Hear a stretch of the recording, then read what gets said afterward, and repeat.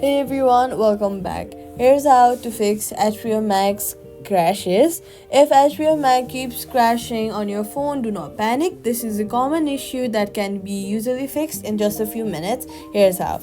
First of all, start by restarting your device to clear temporary system glitches. Next, head over to your app store and search for HBO Max and update the app. Older versions often crash after updates, so make sure to update it so you'll have the newest or latest versions, new folders, files, and bug fixes. Next, make sure that your phone software is also up to date. Outdated system versions can cause app instability. If you're on iPhone, Android, clear the app cache from settings. If you're on iPhone, then you'll have to go ahead and long press on the HBO Max app icon, then remove app, then delete the app. After deleting the app, head over to your app store, search for HBO Max, and then download it from there or reinstall it from there. Also, swipe up from the bottom of your screen and close all the background apps that you have been using to free up memory, especially on older devices.